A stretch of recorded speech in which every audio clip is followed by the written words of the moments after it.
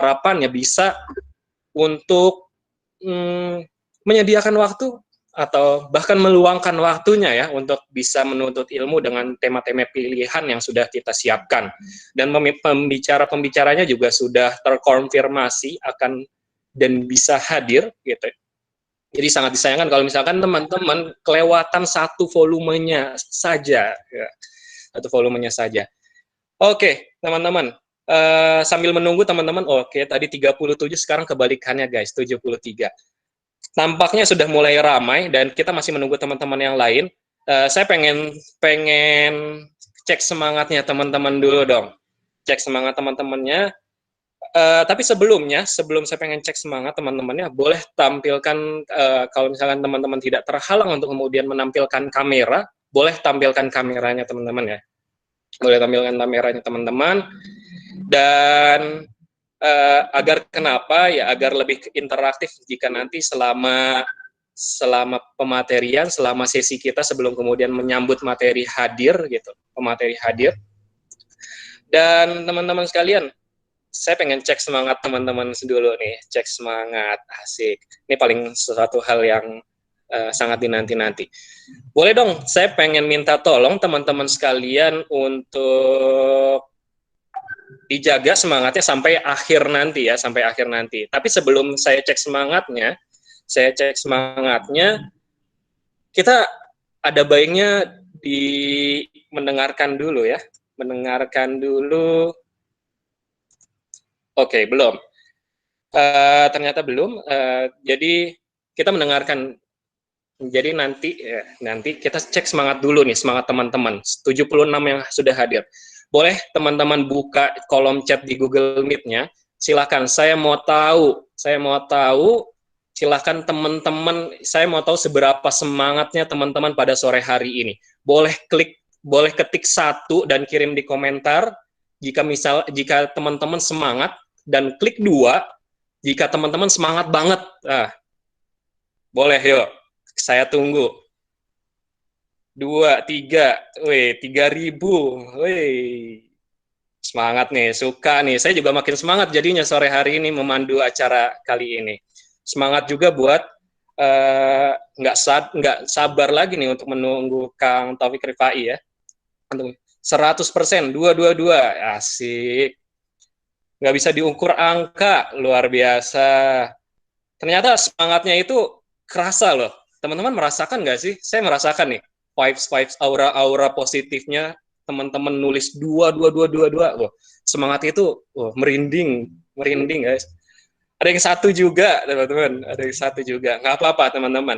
Semoga dengan ikut acara Lidan ini jadi semangat banget nih. Jadi semangat banget untuk dapat insight-insight baru nantinya. Oke, semangatnya saya rasa sudah menyebar. Katanya semangat itu menular, kebaikan itu menular kan ya.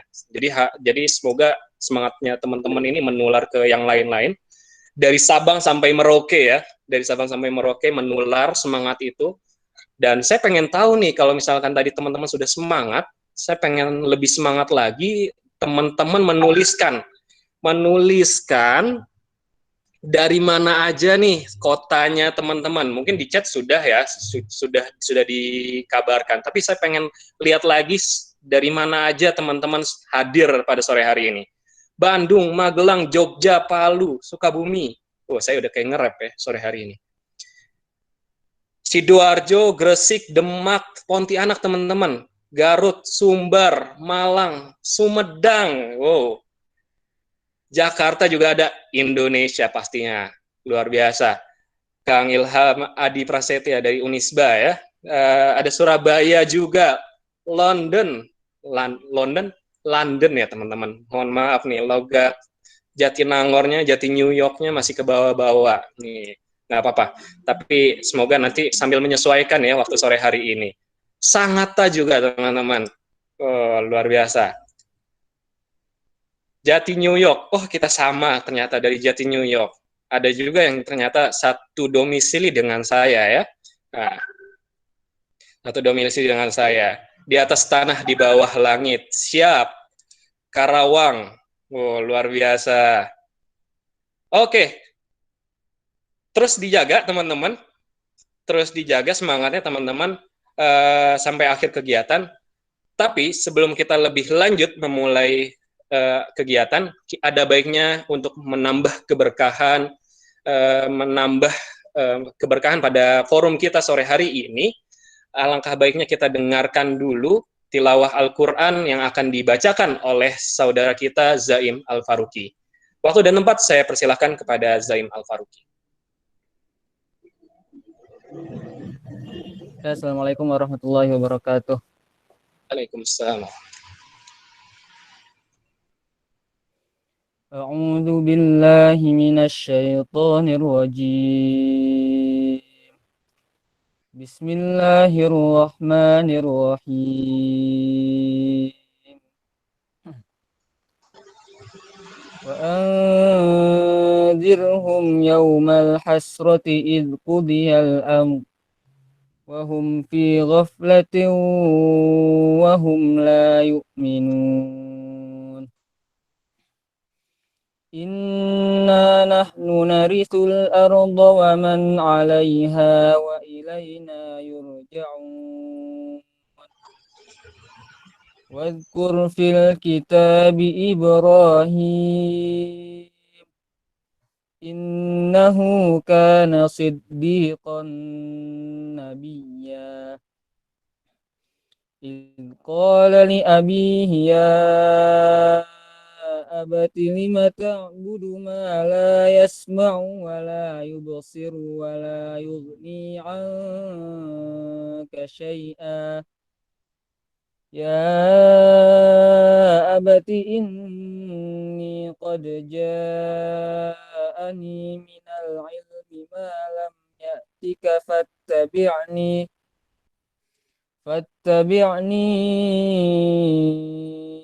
ahdika siratan sawiyya. Ya abati la ta'budis syaitan inna syaitana kana lirrahmani asiyya. Ya abati inni akhafu an yamassaka adzabun minar rahman. Inni akhafu an yamassaka 'adzabun minar rahmani fatakuna lisyaitani waliyya. Qala araghibun anta an alihati ya Ibrahim. La illam tantahi la arjumannaka wahjurni maliyya. Shadaqallahul azim. Wassalamualaikum warahmatullahi wabarakatuh.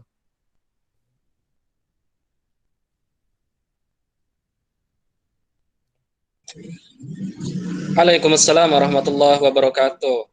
Terima kasih. Semoga kebaikannya dibalas oleh Allah Subhanahu wa taala, dan kemudian yang membacakan dan kita yang kemudian mendengarkan mendapatkan rahmat, mendapatkan berkah dari Allah Subhanahu wa taala. Amin amin ya rabbal alamin, teman-teman sekalian. Oke.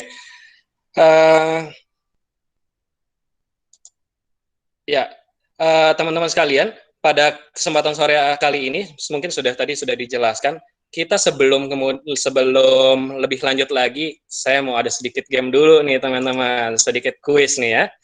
Pengen tahu nih, sudah seberapa kenal, sudah seberapa dekat teman-teman sama Leaderians. Akan disebut Leaderians kalau misalkan teman-teman bisa menjawab kuis-kuis ini dengan baik ya teman-teman sekalian.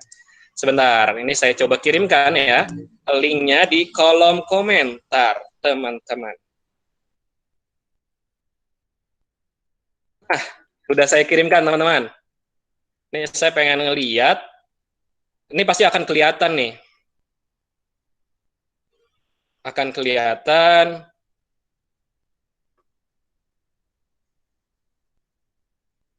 Yang sudah join berapa orang? 1 orang. Ada 3 orang, 4 orang, 5 orang teman-teman. Yuk, ini entah terbatas orangnya, tapi yuk kita coba dulu nih. Kalau terbatas artinya teman-teman orang-orang pilihan. Oh, bisa lebih. Oke, mantap sekali.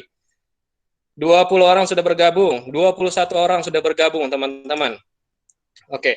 Teman-teman panitia, saya boleh minta waktunya untuk share screen games-nya. Oke, saya share screen ya.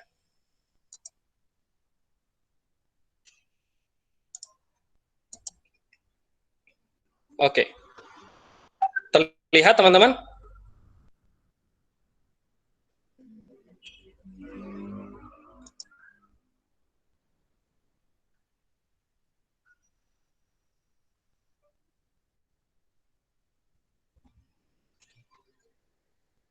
Terlihat. Mantap, mantap. 47 orang, 48 orang, ya. Kita tunggu sampai berapa nih? Ayo, masih kita tunggu, masih kita tunggu. Nah, nggak mau kan kehilangan kesempatan. 51 orang, teman-teman. Ini dari 95 orang. Nah, 95 orang. Yuk, sayang banget nih. Ini akan seru, ya katakanlah seru banget, challenging. Oh, challenging. Dan mungkin bisa kita temukan jawabannya ketika pematerian, atau mungkin bisa kita jadi lebih mengenal leader Rian. Nah, kita bakal seberapa tahu sih teman-teman, seberapa kenal nih teman-teman mengikuti leader Rian. Oke, kita tunggu lagi teman-teman. Sambil masih menunggu.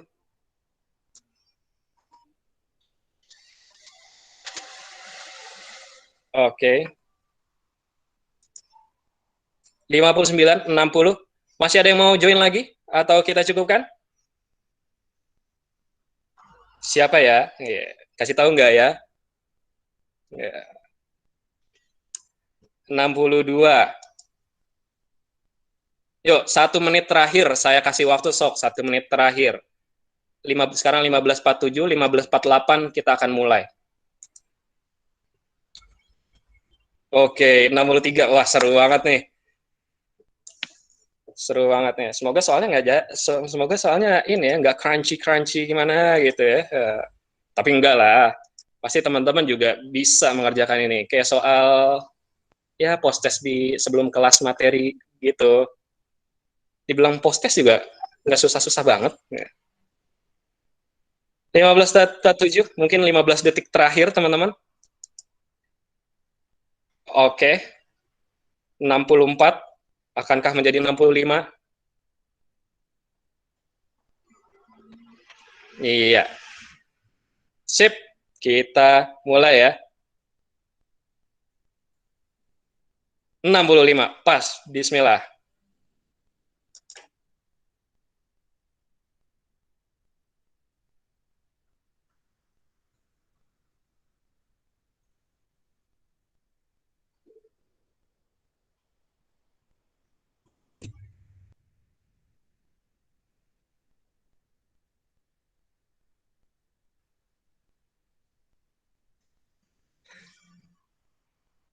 Nih akan kelihatan nih teman-teman siapa nih yang memimpin. Wow.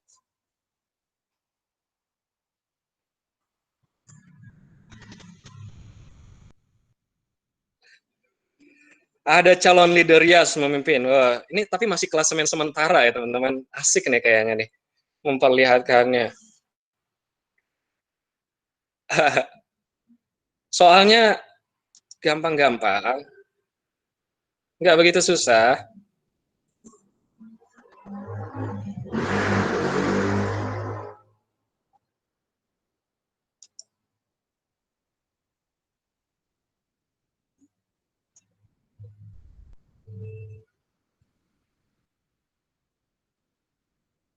Wah, ini terlihatnya kalau begini nih sengit sekali nampaknya ya.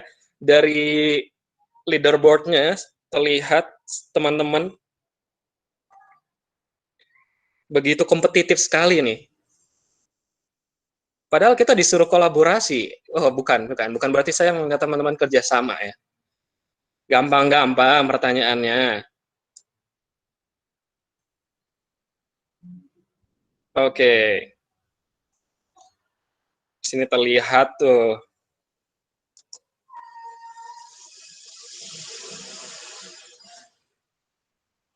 8 ya, baru sampai soal ke-8 nih teman-teman.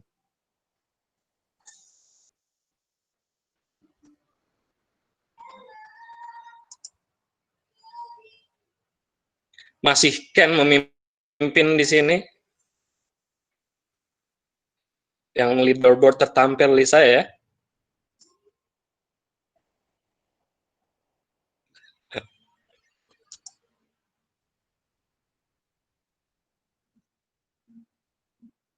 Oke, gampang-gampang soalnya.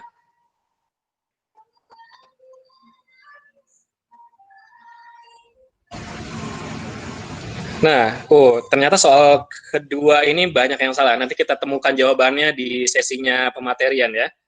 Nomor 3, masih banyak yang salah juga. Nomor 4, masih banyak yang salah, teman-teman. Berapa jumlah, iseng banget ya yang bikin soal jumlah postingan. Berapa narasumber keren? Narasumber. Banyak lah soalnya. Oke, masuk soal ke-10 nih, teman-teman.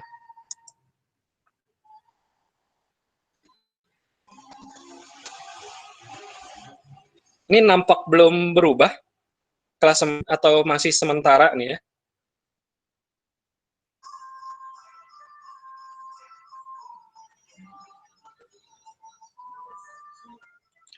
Seru banget nih. Ken masih memimpin, siapakah orang di balik Ken?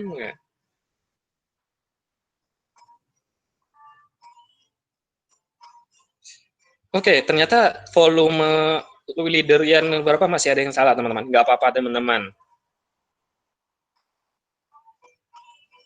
Udah masuk soal 13, guys. Soal 8, siapa speaker yang akan beragi sore ini? Manakah yang bukan tagline atau semangat dari leaderian? Ya ampun. Apa nama oke, gampang-gampang nih. Kebanyakan teori, ya ilah siapa nih yang buat soal. Oke, teman-teman. Nampaknya 14 ya, 14. 14 soal. Kita show only top 5, teman-teman.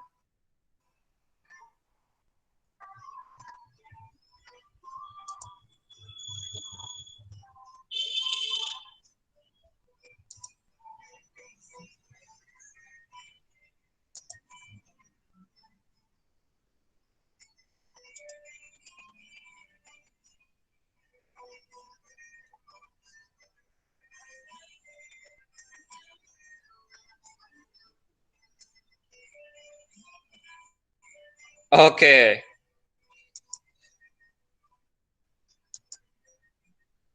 Oke, itu dia sedikit kuis ya dari kita, teman-teman. Terima kasih sudah bergabung. Kita kembali lagi ke halaman Google Meet-nya, teman-teman.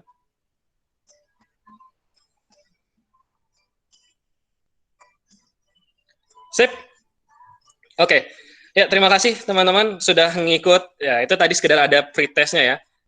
Sekedar yuk kita bangkitkan lagi semangat kita, hadirkan lagi jiwa kita, ruh kita untuk sama-sama menuntut ilmu, menimba ilmu, mendapatkan insight pada sore hari ini. Tadi ada yang ranking satunya, ada sejauh ini ada Freezer, ada keduanya Kastrat Mantap, ketiga calon leader Yans, keempat Muri Rama, dan yang kelima ada Mr. Handphone. Luar biasa nih. 5 besarnya. Nah, oke, boleh tolong ditampilkan lagi. Oke, class rule-nya. Saya akan membacakan class rule-nya dulu, teman-teman. Jika ingin bertanya atau berpendapat, bisa melalui app Slido, melalui link yang sudah disediakan oleh teman-teman panitia. Yang kedua, harap menggunakan bahasa yang baik dan no sara, teman-teman. Oke? Dan yang ketiga, tidak diperkenankan untuk melakukan perekaman materi karena materi akan diunggah dan dapat diakses secara gratis setelah melakukan pengisian form feedback. Link dibagikan di sesi akhir acara. Keempat, diperkenankan untuk melakukan screenshot materi, tapi jangan lupa untuk mencantumkan sosial media leaderian dan pembicara hari ini ya, kalau ingin diupload. Dan yang kelima, jangan lupa update keseruan kegiatan hari ini di Snapgram kalian tentunya, dan mention leaderian ID dan Taufik Rifai. Oke, itu class rules kita pada hari ini. Ya, setelah melewati banyak ujian, kalian akan mendapatkan sertifikat.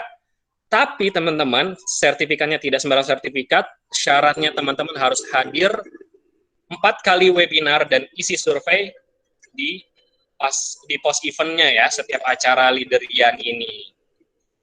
Nah, sudah hadir 114 peserta nih pada sore hari ini, dan kita masih menunggu juga.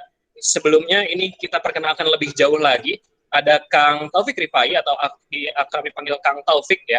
Ini merupakan salah seorang praktisi praktisi design thinking teman-teman di komunitas local enablers. Sepak terjangnya sudah jauh, sudah banyak, 7 tahun ya, 7 tahun di dunia design thinking.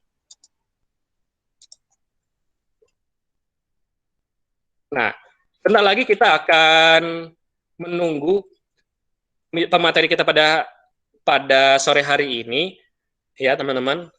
Nah, tadi mungkin sudah ada sedikit introduction ya.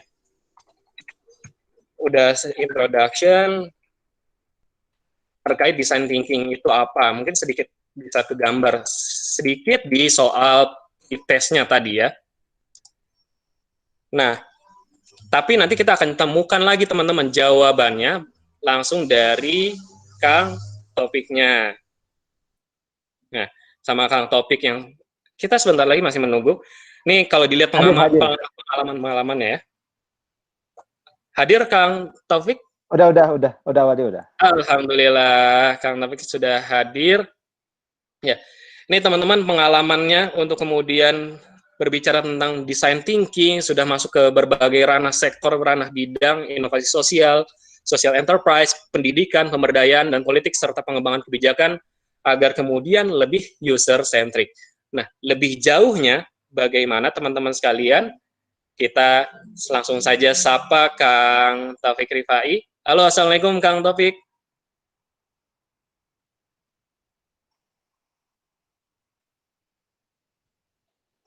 Halo, Assalamualaikum. Waalaikumsalam warahmatullahi wabarakatuh. Nah, ini pengen nanya dulu nih, gimana Kang kabarnya di Sabtu ya? Sabtu sore ini gimana Kang kabarnya? Alhamdulillah sehat. Alhamdulillah sehat, luar biasa. Ini bersama 119 atau 120 teman-teman yang sudah hadir nih kan, luar biasa ya, luar biasa. Kira-kira Kang Opik nanti sedikit di introduction, nanti akan bicara soal apa sih Kang? Ya, mungkin ini ya, sharing pengalaman bagaimana saya dan teman-teman di The Local Enablers apply design thinking sebagai salah satu cara berpikir, dan bagaimana cara berpikir tersebut kemudian ditekniskan ke dalam berbagai macam aplikasi di bidang pemberdayaan masyarakat, di bidang pengembangan kebijakan, politik, social enterprise, seperti itu pun jadi cara kami bekerja di Local Enablers, bagaimana kami menerapkan design thinking ini untuk merancang berbagai macam program-program seperti itu. Menarik sekali. Ini learning by doing, by experience sekali guys. Jadi kita sore hari ini akan langsung dapat cerita-cerita langsung dari, ya katakanlah kita boleh bilang dari ahlinya ya, sudah cukup lama gitu teman-teman untuk bisa berbicara atau bersentuhan atau ya sehari-harinya dengan design thinking gitu bersama The Local Enablers. Baik, langsung saja teman-teman, sebelum teman-teman kita panggil Kang Opik, kita kasih atau kita sapa dulu. Halo Kang Opik di kolom komentar, boleh teman-teman ya, biar kita lebih semangat lagi untuk menyambut Kang Opik. Oke, halo Kang Taufik, nah, luar biasa nih teman-teman dari Sabang sampai Merauke nih Kang, luar biasa Kang. Luar biasa, semangat sekali. Nah, mangga, waktu dan tempat saya persilakan kepada Kang Taufik Rifai. Oke, sip. Oh, di sini banyak nama-nama yang saya kenal ya. Ada Imam Syahid ya, Instagram yang terkenal itu ya.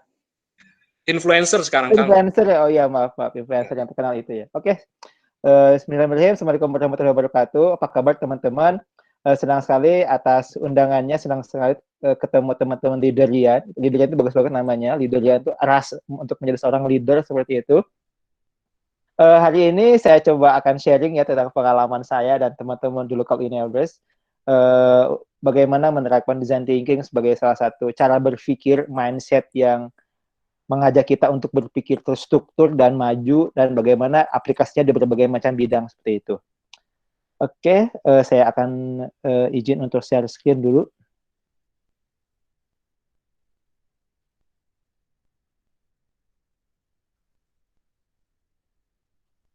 Oke, udah kelihatan belum, Waldi? Lagi proses Kang. Bisa ya, oke. Sudah. Ya, oke, sudah ya. Oke, sip. Oke teman-teman, saya mengambil contoh ya bagaimana kita memahami design thinking for innovation, bagaimana kita coba memahami design thinking ini dan aplikasinya, bagaimana kita bisa meng-create berbagai macam inovasi seperti itu. Oke, saya mulai dengan ini nih.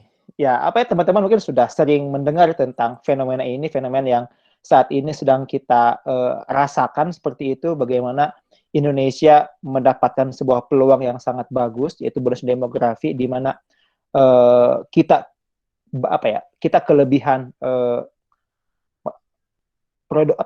usia produktif anak-anak muda yang lebih banyak jumlahnya daripada senior citizenship seperti itu.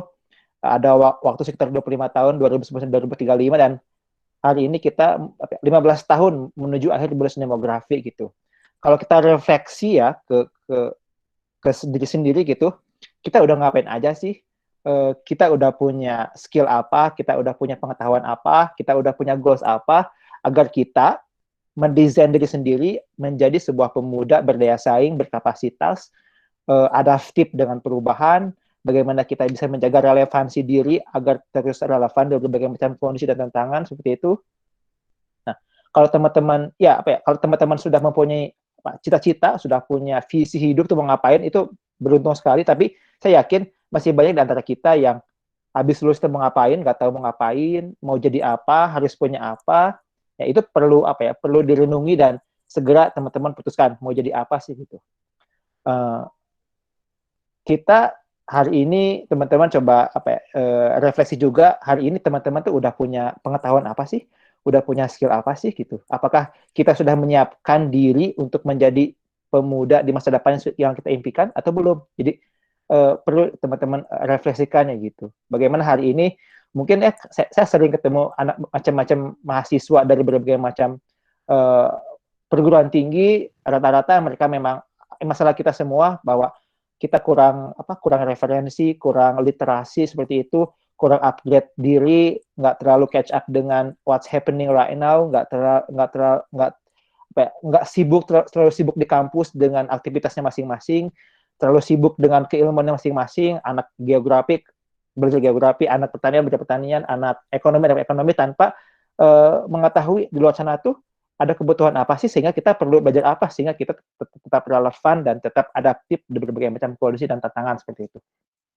Itu yang pertama ya teman-teman. Jadi tolong refleksikan diri sendiri gitu seperti itu. Yang kedua ini ya, mungkin teman-teman di Jatinangor mungkin nggak terlalu aware Jatinangor begini karena jauh dari mana-mana, nggak terlalu aware dengan kecepatan perubahan di luar sana seperti itu. The world is about to change even faster. Bagaimana hari ini dunia begitu cepat berubahnya. 10 tahun ke belakang coba kita refleksikan, banyak sekali perubahan-perubahan yang terjadi di dunia ini, disrupsi di mana-mana, berkembangnya ekonomi digital, artificial intelligence yang telah menggantikan berbagai macam benda-benda yang hari ini sudah nggak relevan seperti itu. Jadi kayaknya hari ini kita ada di sebuah kondisi yang serba cepat berubahnya. Perubahan teknologi, perubahan kebijakan, perubahan kebutuhan konsumen, perubahan cara bekerja, cara berpikir seperti itu. Ini yang mungkin yang sekarang sebuah benda tak terlihat kasat tapi telah menyebabkan perubahan yang cukup masif di dua ini gitu. Bagaimana COVID ini, how small tiny microorganism is making a large scale on Earth gitu ya. Bagaimana makhluk kecil ini telah merubah berbagai macam tatanan kehidupan. Hari ini contohnya di kampus deh, dunia pendidikan, bagaimana COVID ini telah merubah cara kita belajar, cara kita wisuda. Coba kalau kita mikir ke belakang kayaknya nggak mungkin ya wisuda online, tapi sekarang itu wisuda online menjadi hal-hal yang sangat lumrah sekarang itu.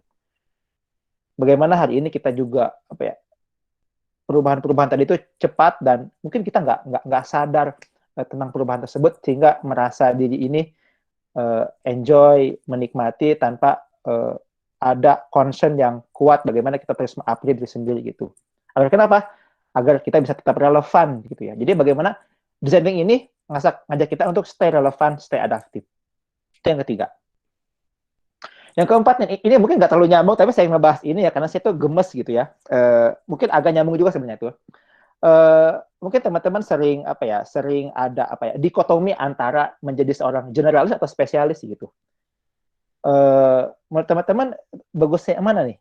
Coba ini dong di chat dong, teman-teman milih mana, menjadi seorang generalis atau spesialis? Coba. Boleh teman-teman, yuk ramaikan lagi komentarnya. Coba komentarnya, menjadi seorang generalis atau spesialis? Menjadi seorang I-shape atau T-shape ini? T-shape? Spesialis, oke, spesialis. Oke, ada macam-macamnya, ada generalis, ada spesialis gitu. Oke, kita lihat jawabannya.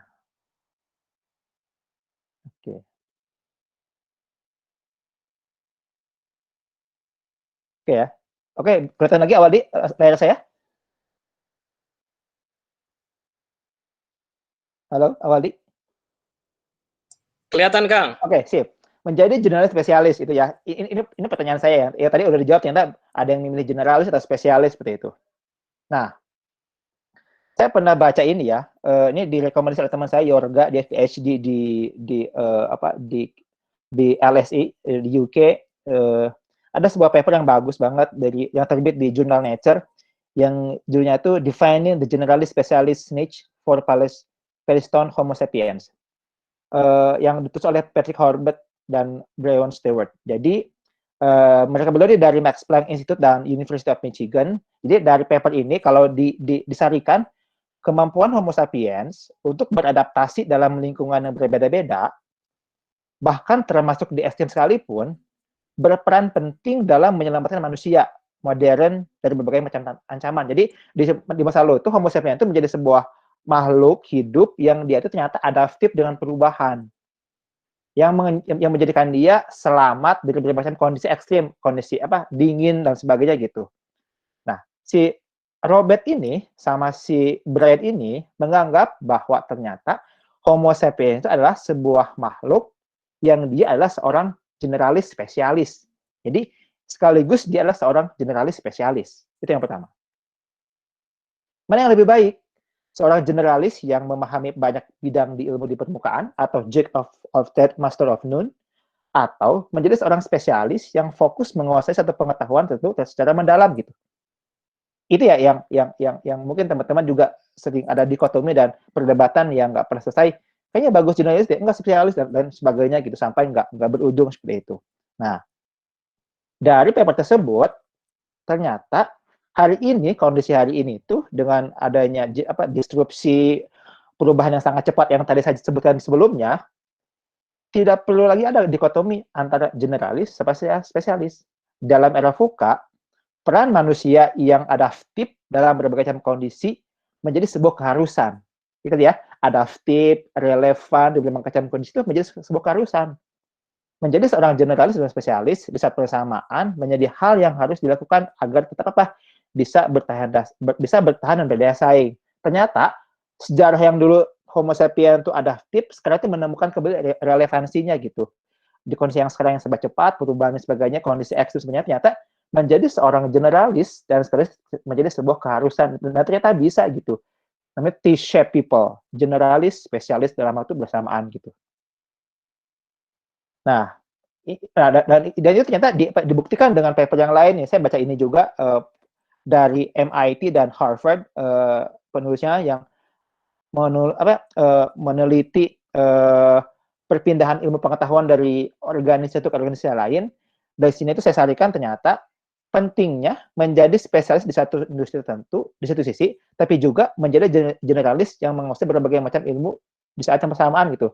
Jadi saat ini itu kita perlu men-upgrade diri, mendesain diri untuk menjadi seorang spesialis. Misalkan nanti Awaldi menjadi seorang sarjana pertanian yang sangat paham dunia pertanian, Imam seorang sarjana ekonomi Islam yang sangat paham dunia ekonomi Islam.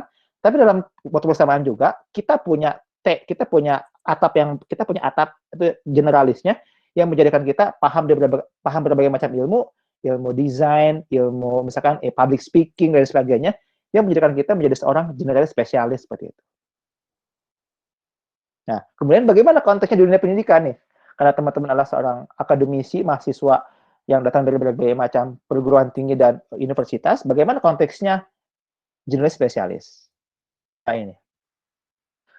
Ada sebuah istilah ya, saya baca ini di tulisannya Prof. Iwan Pranoto, beliau adalah guru besar matematika ITB yang pernah menjadi dubes di India, seperti itu, ahli matematika. Beliau pernah nulis di koran Kompas, bagus banget tulisannya, tentang adaptabilitas perguruan tinggi di era sekarang gitu. Jadi beliau itu menggambarkan sebuah fenomena berjudul evolutionary hangover. Yaitu, jadi ternyata ini istilah di biologi, evolusi biologis pada manusia yang merupakan mekanisme alam guna beradaptasi terhadap sebuah lingkungan, kadang seperti limbung bangun kesiangan atau kurang sigap. Ternyata, teman-teman, tubuh kita itu punya mekanisme bagaimana tubuh kita bisa tetap merespon perubahan di luar. Tapi ternyata kadang tubuh kita nggak siap dengan perubahan di luar, kurang sigap kayak gitu. Fenomena ini muncul saat terlalu cepatnya proses evolusi budaya dibandingkan dengan kemampuan evolusi genetika dalam responnya. Nah, fenomena ini kemudian dikontekskan dalam dunia pendidikan. Ternyata teman-teman juga mungkin merasakan apa yang diajarkan di kampus hari ini tidak sesuai dengan apa yang dibutuhkan di luar sana. Kurikulum perguruan tinggi hari ini mungkin tidak relevan dengan kebutuhan dunia industri atau dunia pekerjaan saat ini gitu. Sehingga nggak sigap gitu perubahan yang nggak sigap bagaimana kampus merespon perubahan di luar gitu. Dalam artian, apakah kampus hari ini sudah mengajarkan mahasiswa untuk menjadi T-shaped people, bagaimana mereka juga concern di satu keilmuan, tapi juga mengajarkan mereka tentang berbagai macam keilmuan-keilmuan yang menjadikan mereka bisa adaptif dan relevan di kondisi-kondisi hari ini gitu. Apakah teman-teman sudah menguasai itu? Atau kampus sudah mengajari itu? Kita nggak tahu, silakan jawab diri sendiri ya gitu. Itu ya tentang fenomena gitu. Tentang hari ini mungkin teman-teman juga itu familiar dengan VUCA, volatile, uncertain, ambiguity, complexity hari ini yang serba nggak pasti, informasi yang serba cepat, banjir informasi, ambiguitas, ketidakpastian yang serba cepat seperti itu yang mengharuskan kita untuk bisa memiliki skill-skill pengetahuan agar kita bisa adaptif dengan si era VUCA ini gitu. Dampaknya apa pada organisasi? Munculnya bisnis model baru, contohnya Gojek, Grab itulah salah satu bentuk bisnis model baru, bagaimana mereka mendistribusi bisnis model lama, teknologi baru berkaitan teknologi lama, betul, kebutuhan akan keterampilan cara baru dalam berpikir dalam bekerja, bentuk organisasi yang dituntut adaptif menghadapi perubahan yang terjadi dengan cepat gitu. Maka sekarang muncul namanya agile organization, organisasi yang tangkas, yang tidak lagi birokratis, tidak lagi terstruktural, tapi bagaimana mereka bisa menciptakan organisme yang sangat cair, yang bisa merespon perubahan dengan cepat. Apa yang dilakukan? Ini artinya continuous improvement, mengembangkan bisnis model baru, seperti itu. Nah, dan salah satu mungkin yang relevan dengan kita hari ini, bagaimana kita harus bisa menguasai 21st century skill masa depan, skill-skill yang menjadikan kita menjadi pribadi yang berdaya saing dan bisa bertahan, yang tidak hanya siap hidup, yang tidak hanya siap bekerja, tapi siap hidup di masa depan, seperti itu. Nih, ini juga buku yang bagus nih, tentang konteks yang tadi ya. Kalau teman-teman tahu Clayton Christensen yang baru saja meninggal, beliau adalah guru besar, profesor di Harvard Business School, yang mengemukakan teori disrupsi dan bagaimana relevansinya di berbagai macam bidang industri, dan beliau juga bikin buku di bidang pendidikan. Dari buku ini beliau menulis tentang riset tentang ternyata 50% 4.000 kampus di Amerika itu akan terdisrupsi. Kenapa? Karena ternyata mahasiswanya akan lebih suka belajar secara online ketimbang datang ke kampus untuk bertemu dosen. Jadi mereka tuh sedang lebih memilih online learning daripada datang ke kampus. Yang hari ini mungkin sedang terjadi ya. Kalau teman-teman baca berita atau ngelihat Harvard sekarang itu 100% belajarnya online gitu, tanpa ada pertemuan sekalipun itu. Tapi si profesor ini bilang juga, iya memang teknologi akan menggantikan pembelajaran gitu, tapi there is one thing that online education will not be able to replace. Apa? Kemampuan si dosen untuk bisa menginspirasi si mahasiswanya. Human connection itu nggak akan pernah bisa digantikan oleh teknologi ya gitu. That's why dia bilang kampus itu harus bisa melakukan inovasi-inovasi pembelajaran dalam artian bagaimana bisa mereka membuat delivery method pembelajaran yang bisa meningkatkan engagement dengan mahasiswanya gitu. Coba kalau teman-teman refleksikan dengan kampus masing-masing, apakah kampus teman-teman hari ini sudah coba menciptakan sebuah metodologi pembelajaran yang mendekatkan engagement, bagaimana teman-teman tuh terinspirasi oleh dosennya, bagaimana dosen itu kembali ke fitrahnya menjadi seorang pendidik yang menginspirasi mahasiswanya seperti itu. Ini contohnya contoh-contoh skill yang berkembang, cognitive abilities, content skill, social skill, dan sebagainya. Dan yang saya lihat, design thinking menjadi salah satu skill set yang ngajarin kita tentang keilmuan ini, tentang creativity, tentang logical, tentang problem sensitivity, tentang visualization, tentang prototyping, dan sebagainya. Sehingga teman-teman, kalau teman-teman belajar design thinking, harapannya teman-teman cukup paham dan familiar dengan keilmuan-keilmuan atau skill-skill ini gitu. Dan maka kita harus merubah cara kita berpikir dan cara kita bekerja. Dan di Local Enablers kita sangat promoting ini, bagaimana kita hari ini bisa menguasai cara-cara berpikir yang baru. Ada design thinking, system thinking, lateral thinking, dan future thinking dan sebagainya. Dan cara-cara baru dalam bekerja, kita menggunakan Scrum, menggunakan Agile, menggunakan design sprint, OKR, dan sebagainya. Dan hari ini memang benar sangat kontekstual dengan kebutuhan saat ini. Nah, kita masuk ke itu ya, prolog lah kenapa kita perlu design thinking dan apa yang terjadi di dunia saat ini gitu. Desain itu apa sih? Desain itu sebuah proses, iteratif proses in which to seek to understand the user. Bagaimana kita bisa paham usernya itu siapa. Yang tahap pertama adalah mengerti siapa usernya. Redefine problem, kita mendefinisikan apa masalahnya. Kemudian identify alternative strategies and solution. Kita nyari solusi, kita nyari ide untuk kita tawarkan kepada si user. Jadi itu ya, understand the user, redefine problem, cari solusi, kemudian kita men-testing solusi tersebut kepada si user. Terus pada manusia, desain thinking berbeda dengan empati yang dalam dan mengerti kebutuhan dan motivasi pengguna. Empati adalah kunci kemampuan untuk mengerti dan memahami perasaan orang lain. Bagaimana kita bisa berdiri di kaki orang lain, melihat dari sudut pandang orang lain, sehingga kita bisa paham apa maksudnya, apa masalahnya, apa kebutuhannya.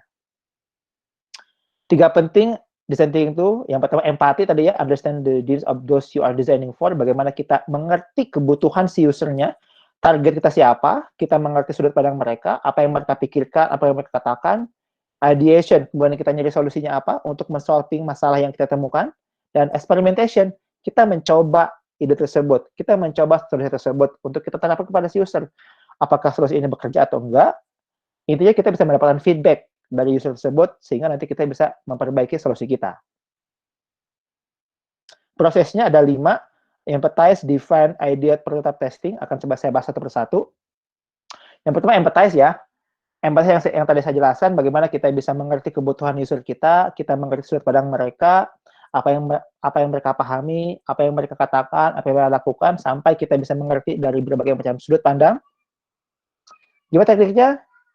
Ada beberapa tahap, ada beberapa teknik. Ada yang paling gampang itu ya kita tanya, say anything, tapi yang lebih keren itu kita bisa mengetahui know, feel, dream mereka. Artinya kita memang mengalokasikan waktu yang lebih lama dan lebih intens sehingga nanti kita bisa mengerti isu kita sampai lebih dalam. Tekniknya bisa interview, observation, atau generative session, atau live in dengan usernya, kita mengikuti keseharian mereka, knowledge-nya yang paling gampang itu eksplisit yang terlihat sampai kita bisa mendapatkan informasi yang laten itu yang sulit untuk kita temukan, tapi kita bisa mengetahuinya setelah kita hidup dengan mereka, mengikuti keseharian mereka seperti itu.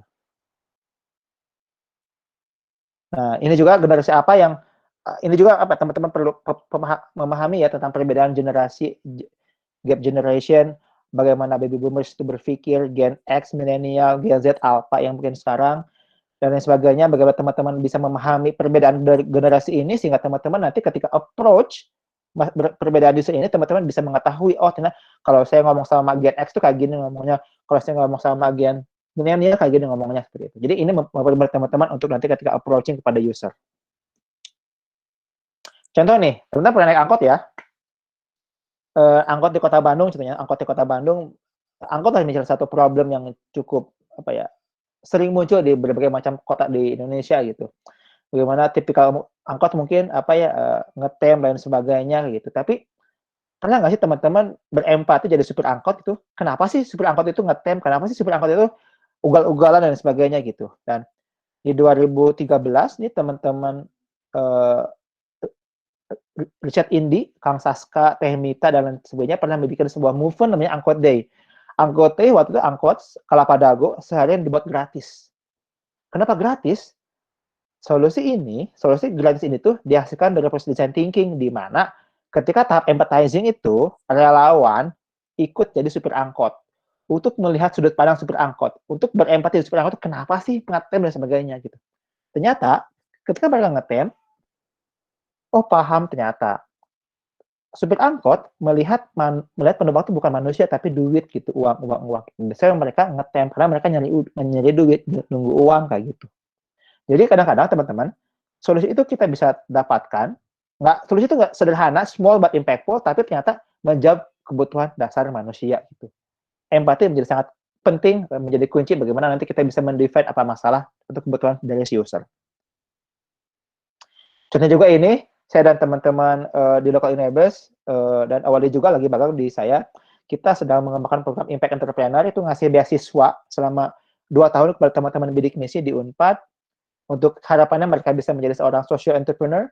Dan di tahap pertama tuh kita melakukan empati kepada mereka, empathizing melalui psikotes, ingin mengetahui mereka tuh kayak gimana sih karakternya gitu. Dan ternyata saya bisa mendapatkan pemahaman yang lebih menyeluruh tentang masing-masing anak ini, berdasarkan psikogram, lihat dari bagaimana karakternya, kemampuan analisanya, fleksibilitas berpikirnya, sistematika kerja dan sebagainya gitu, sehingga dari sini saya bisa mendapatkan ideasinya itu bagaimana saya bisa menciptakan kurikulum yang bisa mensolving masalah-masalah anak ini. Dapat rekomendasi kebijakan pengembangan dirinya, itu ya. Jadi saya mendapatkan produk berupa kurikulum yang saya terapkan untuk mengintervensi anak-anak ini gitu. Tahap kedua, mendefine. Setelah kita berempati, kita defining problem atau defining needs-nya, kita temukan apa masalahnya, apa kebutuhannya di tahap ini. Yang paling penting teman-teman mendefine unspoken truth atau hidden pattern. Kalau teman-teman mendefine sebuah temuan yang itu gampang ditemukan, berarti itu teman-teman belum mendapatkan define yang pas. Tapi kalau teman-teman bisa mendefine sesuatu yang beyond gitu, oh ternyata, itu berarti teman-teman sudah bisa mendapatkan defining problem yang benar-benar pas seperti itu. Ini juga salah satu cara untuk saya dan teman-teman di Local Enablers untuk mendefine problem pakai pendekatan user experience mapping. Seperti itu. Jadi bagaimana kita memetakan pengalaman seorang user terhadap sebuah jasa atau sebuah produk seperti itu, sehingga nanti kita bisa menentukan gimana sih gain-nya, di mana pain-nya gitu. Nah, konteks ini pernah saya temukan untuk sosial isu di sebuah komplek perumahan, di sebuah kota seperti itu. Ternyata ada masalahnya itu ibu-ibunya itu kekurangan gizi gitu. Dan kenapa sih kekurangan gizi, angka kecukupan gizinya rendah seperti itu, dan kemudian dilakukan observasi menggunakan user experience mapping untuk menemukan apa masalahnya, apa kebutuhannya. Jadi waktu itu dilakukan empati selama hampir berapa waktu gitu. ingin memetakan kehidupan ibu-ibu di sana dari bangun pagi sampai tidur lagi selama 24 jam dan ingin melihat di titik mana sih ibu-ibu itu bahagia, di titik mana ibu-ibu itu sedih gitu. Dan ternyata setelah melakukan observasi, ternyata di sana didapatkan sebuah temuan, ternyata ibu-ibu di sana mengalami kebahagiaan yang paling tinggi itu ketika jam 7 sampai jam 8 pagi. Kenapa? Karena ternyata jam 7 sampai jam 8 pagi ibu-ibu ketemu tukang sayur. Ketemu lagi sama ibu-ibu yang lain, apa yang coba? Melakukan fokus group discussion. Melakukan gibah, gosip seperti itu ya. Mereka happy bangetnya di sana. Nah, di sini ternyata solusi yang kita ciptakan itu bagaimana bisa meningkatkan nilai gizi, angka gizi kecukupan ibu di sana tuh bukan dengan mengintervensi ibu-ibu langsung, tapi siapa coba? Kita mengintervensi tukang sayur. Tukang sayurnya kita intervensi, dilakukan pelatihan tentang kandungan gizi buah dan sayur, sehingga harapannya mereka dalam kesehariannya bisa mengedukasi ibu-ibu sana. Seperti itu. Yang ketiga, idea. Fase di mana kita mengenerate solusi sebanyak-banyaknya. Jadi di sini tuh aim for quantity over quality. Yang penting itu bukan bikin ide yang keren, tapi kita menghasilkan sebanyak-banyaknya ide. Remember, there's no such a thing as bad idea when brainstorming. Semua ide itu berharga, jangan dijudging, different judgmental or criticism, including non-verbal. Bagaimana kita jangan menjudge, ide kamu mah jelek, tapi kita bisa menghargai setiap ide yang ditawarkan teman-teman kita. Encourage weird, wacky, dan weird ideas. Kita bisa mendevelop sebuah ide-ide yang itu gila. Jangan dulu mikir ini possible atau enggak. Yang penting kalau dulu aja ide-ide gila tersebut. Itu build on each other idea. Jika teman kalian mengeluarkan ide yang aneh, jangan dijajah dulu. Kita menambahkan ide tersebut agar lebih bisa konkret seperti itu. Nah, keempat, prototyping.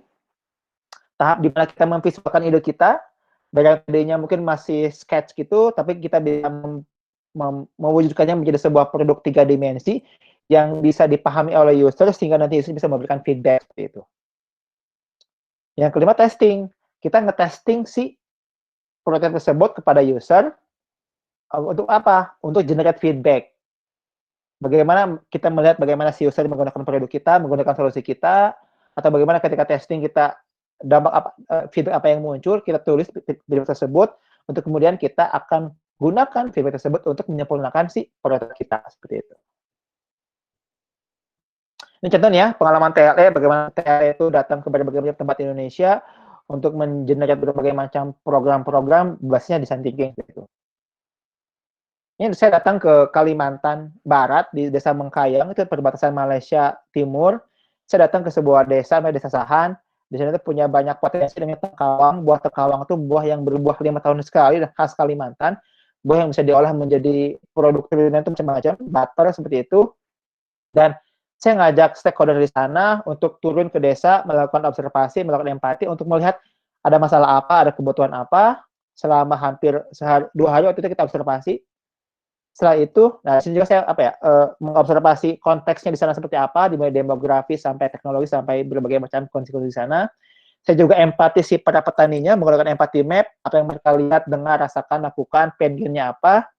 Setelah itu, saya kumpul lagi, kita melakukan workshop selama hampir 5 hari untuk mensolusikan kira-kira dari temuan-temuan yang saya temukan di lapangan itu, tuh kita bisa mengenerate apa sih, bikin program apa sih, bikin produk apa sih untuk mengembangkan tengkawang menjadi produk nilai tambah sehingga bisa menciptakan kesejahteraan bagi petani di sana seperti itu.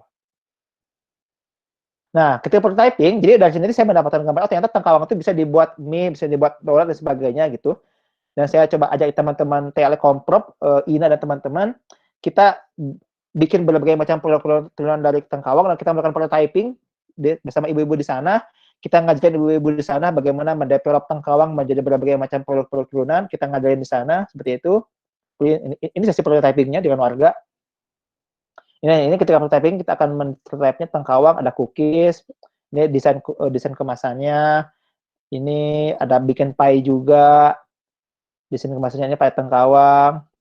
Ini juga waktu ini teman saya Hanif waktu saya ke Bengkayang, Hanif ke Manokwari seperti itu. Kita juga datang ke sebuah desa yang punya banyak potensi. kita workshop dengan masyarakat adat di sana, dengan pemuda, dengan pemerintah di sana untuk kira-kira di sini kita bisa melakukan perubahan apa, kita bisa bikin program apa yang harapannya bisa sustainable seperti itu. Waktu itu saya pernah juga ke Papua, saya ke Biak, waktu itu saya datang ke petani kayu putih untuk kira-kira melakukan proses design thinking selama hampir 1 minggu untuk mengenerate ada produk apa, ada potensi apa, sehingga kita bisa melakukan apa waktu itu. Dan di sana kita ideasi kita mau bikin minyak kayu putih. Di sana udah ada potensi minyak kayu putih, tapi belum diolah dengan bagus, belum didevelop dengan bagus. Kita bantu bagaimana mereka membuat prototyping serta bisnis modelnya. Ini desain kemasan untuk minyak kayu putihnya. Seperti itu. Ini desain kemasannya juga. Oh ini kalau ini di daerah Jawa Barat, bagaimana kalau saya datang ke dan teman-teman TLE datang ke desa itu memang selalu bawa post-it, bawa flip chart, kita melakukan design thinking proses, kita melakukan empathizing sama warga untuk melakukan untuk mencari potensi apa, masalahnya apa, sehingga kita di sini bisa menciptakan produk apa seperti itu. Dan juga kami sering melakukan proses prototyping dan ideation di desa-desa, sering datang ke berbagai macam desa di Jawa Barat untuk ngajarin warga-warga sana tentang bagaimana mendevelop sama produk seperti itu. Kami juga bantu sampai desain kemasannya. Ini produk-produk yang dihasilkan oleh teman-teman di local enablers yang benar dihasilkan dari proses design thinking. Di bidang lain juga TLS sedang membantu teman-teman pemerintah, ini teman-teman Kota Bandung, bagaimana teman-teman Kota Bandung melalui Komite Ekonomi Kreatif dan Bandung Creativity Forum menyelenggarakan sebuah acara tahunan yang teman-teman wajib ikuti kalau ada, namanya itu Design Action, bagaimana kita mengenerate kebijakan-kebijakan di Kota Bandung yang agar lebih inklusif serta human center dengan menggunakan pendekatan design thinking. Jadi selama 2 hari kita observasi sampai prototyping dan akhirnya itu kita dipresentasikan kepada wali kota tentang kebijakan-kebijakan inovatif di Kota Bandung seperti itu. Saya juga sering keliling kampus, keliling sekolah-sekolah di Indonesia, bagaimana ngajarin guru-guru, ngajarin dosen untuk mendevelop metodologi pembelajaran, untuk mendevelop kurikulum dengan menggunakan pendekatan design thinking seperti itu. Dan ternyata sangat powerful gitu bagaimana design thinking ini ternyata bisa apply di berbagai macam konteks pendidikan, politik, dan sebagainya. Ini terakhirnya buku bacaan yang wajib teman-teman baca untuk memahami design thinking. Yang pertama itu Change by Design. Ini sama Tim Brown. Tim Brown tuh CEO-nya IDEO sebagai salah satu orang pertama di dunia ini yang mengenalkan design thinking dan bagaimana relevansinya di berbagai macam bidang. Yang kedua, teman-teman baca peraih Nobel Nadia Kahneman, bukunya Thinking Fast and Slow, bagaimana teman-teman bisa memahami cara berpikir cepat dan lambat dan bagaimana kontekstualnya dengan berbagai macam inovasi-inovasi yang dihasilkan saat ini. Gitu mungkin teman-teman sharingnya. Mungkin bisa dibuka dengan diskusi ya, kita awal monggo. Luar biasa, terima kasih banyak nih Kang Opik sudah berbagi terkait design thinking. Tapi ini rasanya teman-teman leadernya sekalian juga mulai muncul pertanyaan-pertanyaan di kepalanya, di otaknya nih. Silakan teman-teman jangan ragu untuk bertanya. Linknya sudah kami sediakan untuk teman-teman bisa bertanya di lewat apps Slido. Nanti pertanyaan terbaik dan terpilih bisa teman-teman kita bacakan ya untuk dijawab satu-satu oleh Kang Opik. Nah, Kang Opik sebelumnya kameranya masih mati, Kang. Mohon maaf. Ini kenapa ya? Kita nggak bisa nyalain kamera, kenapa ya? Oh, nggak bisa ya, Kang ya? Iya. Nggak apa-apa. Oke, nah itu tadi sedikit pemaparan ya tentang design thinking sendiri.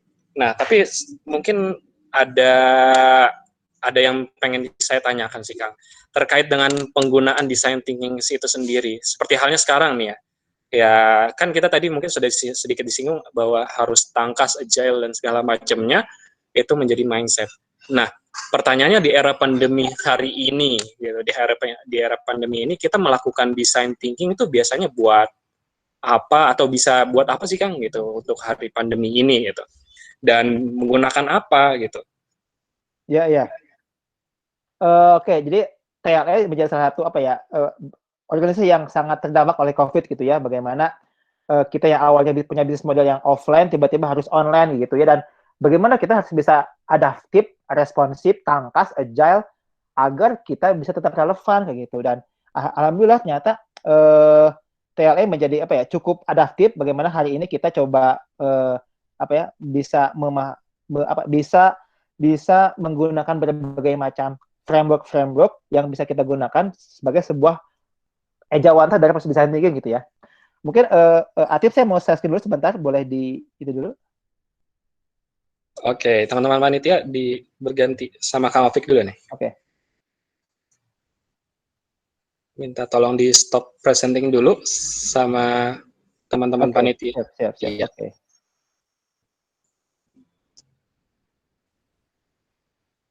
Oke. Mungkin awali dan di sini ada Nuha ya, sudah familiar dengan mural gitu ya. Nah, ini ya. Jadi ini salah satu bentuk adaptasi kami di Local Intelligence adalah ketika era pandemi ini kita menggunakan banyak sekali platform online yang kita anggap sebagai salah satu bentuk kita beradaptasi di era pandemi ini gitu. Yang pertama tuh mural menjadi sebuah platform yang kita gunakan dalam design thinking proses ya. Selain juga kita sebagai bentuk menjawab relevansi kita adaptif di berbagai macam kondisi, terutama kondisi COVID juga. Ini juga kami jadikan sebagai platform untuk kami melakukan proses design thinking gitu kepada tim, kepada klien juga. Bagaimana kami bentuk sebagai media tempat kami bekerja juga. Kami juga untuk proses design thinking juga, plus sebagai bentuk dari kami menjawab berbagai macam kondisi-kondisi. Itu mural, teman-teman bisa menggunakan platform ini sangat powerful banget, di mana teman-teman bisa tetap menggunakan proses design thinking. Di sini kita bisa melakukan menempel virtual post-it, melakukan voting dan sebagainya. Yang pertama, mural jadi salah satu bentuk platform yang teman-teman perlu kuasai hari ini. Yang kedua, kita juga menggunakan Miro gitu ya. Miro juga sama dengan mural juga, jadi platform digital board yang sangat kolaboratif, bisa bisa digunakan oleh teman-teman juga. Misalnya kalau saya kemarin coba mendesain sprint proses menggunakan Miro, ternyata cukup enak juga seperti itu. Nah, ini kan tools yang sebenarnya itu gampang banget dikuasai gitu. Tapi yang paling penting itu bagaimana dengan design thinking ini teman-teman itu adaptif gitu, nggak kagetan gitu, adaptif, responsif, dimulai dari mindset gitu. Jadi design thinking ngajarin kita untuk bisa adaptif gitu, dimulai dari mindset kayak gitu. Jadi jangan lu ngomong tools dan sebagainya, tapi bagaimana kita memposisikan pikiran kita untuk nggak kagetan, untuk bisa adaptif dengan berbagai macam kondisi. Gitu mungkin awal. Oke, ya. Itu menarik banget ya. Ternyata banyak wadahnya, banyak tempatnya, atau bahkan websitenya juga sudah ada ya untuk kita bisa praktek langsung ya Kang, design thinking. Iya. Menarik. Tadi ada mural, ada Miro, dan teman-teman mungkin masih banyak lagi kanvas-kanvas yang bisa digunakan untuk teman-teman berdesain thinking ria gitu. Oke.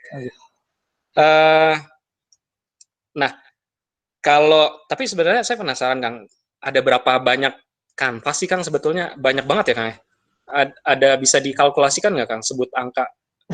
Banyak banget sebenarnya itu, banyak banget. Jadi design thinking itu sebuah cara berpikir kan, sebuah framework gitu. Yang itu tuh tidak menyediakan alat-alat yang lebih detail gitu. Oke, ketika empathize itu kita nggak ternyata ada empathy map, ternyata bisa digunakan gitu. Jadi itu sangat fleksibel gitu. Jadi teman-teman tuh bisa tergantung konteksnya apakah untuk pendidikan atau politik, sehingga dalam setiap design thinking prosesnya ketika di setiap tahapan empathizing, define, teman-teman bisa mencari atau bisa menciptakan tools tersendiri untuk mendukung proses tersebut gitu. Oke. Pertama kali kenapa sih pertama kali tertarik dengan design thinking? Design thinking itu dikenal oleh founder dari Local Intelligence, Pak Dwi Purnomo ya, yang betul ada Master of Design Thinking seperti itu, terutama bagi pengembangan pendidikan seperti itu. Dulunya itu diajak ke acara Design Action yang Kang Emil tadi. Acara Design Action, ternyata design thinking itu cukup asik ya, menciptakan produk-produk ataupun ide-ide inovatif terhadap sebuah permasalahan gitu. Dari sana diajarin ikut workshop sana selama 2 hari, ternyata asik gitu baca-baca bukunya, terutama buku-buku Change by Design dari si IDEO tersebut, ikutan YouTube-nya, pernah ikutan workshop-workshopnya, dan langsung diuji cobakan. Artinya kita ngajarin orang lain gitu. Jadi teman-teman, kalau ngomong teori pembelajaran itu, retensi pembelajaran itu 90% jika kita bisa ngajarin orang lain. Meskipun kita nggak bisa, coba ngajarin teman-teman yang lain deh. Pasti teman-teman bakal lebih paham gitu. Jadi karena saya meskipun itu saya udah belajar tapi belum paham juga, tapi saya coba ingin replikasi ke orang lain, dan ternyata lama-kelamaan itu bisa menjadi salah satu media untuk kita bisa mempercepat proses pemahaman desain thinking tersebut kayak gitu. Oke. Nah, oke. Mungkin kita mulai ini ya, kita boleh mulai tampilkan pertanyaan-pertanyaan dari teman-teman, tapi sebelum saya bacakan pertanyaan dari teman-teman nih, sambil sembari panitia menampilkan pertanyaan-pertanyaannya, saya pengen ngecek lagi teman-teman. Saya pengen tanya lagi ke teman-teman. Nah, setelah dipaparkan design thinking ini, teman-teman, menurut teman-teman design thinking itu keren aja apa keren banget? So, boleh tulisan di kolom komentar, sob.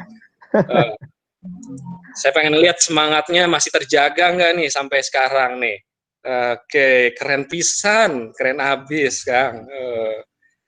Oke, banget kakak. Beh,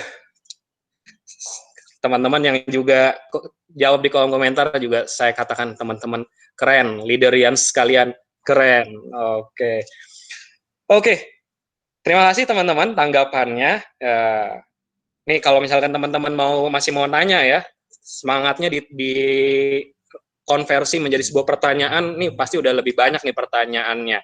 Kita masih ada waktu untuk berbincang-bincang nih dengan Kang Opik. Oke, kita langsung ke sesi tanya jawab ya Kang ya, boleh ya Kang? Boleh. Nah, Haus jadi nih, saum nih. jadi nih Kang, uniknya di Leaderian ini kita menggunakan Slido untuk pertanyaan-pertanyaannya. Barangkali ada pertanyaan yang serupa sama teman-teman, jadi tinggal boleh dikasih jempol aja nih pertanyaannya. Nah, tuh kan kayak jadi terangkat nih pertanyaan-pertanyaannya. Mantap. Oke, kita langsung pertanyaan pertama nih Kang. Boleh simulasi design thinking dalam organisasi nggak Kang? Misal dalam membuat atau menjalankan sebuah proker. Nah, Oke, sip. Ini ya, saya langsung ya. Kadang nih saya melihatnya karena saya sering dipanggil oleh hima-hima, oleh organisasi mahasiswa gitu ya. Mereka tuh kadang sering juga, bukan kadang, sering juga sih, ngebuat sebuah program kerja yang tidak didasarkan kepada kebutuhan atau permasalahan di lapangan. Jadi nggak evidence based gitu. Mereka tuh bikin program itu dari sudut pandang dia sebagai seorang perencana program gitu, tanpa melihat kebutuhan di lapangan seperti apa gitu.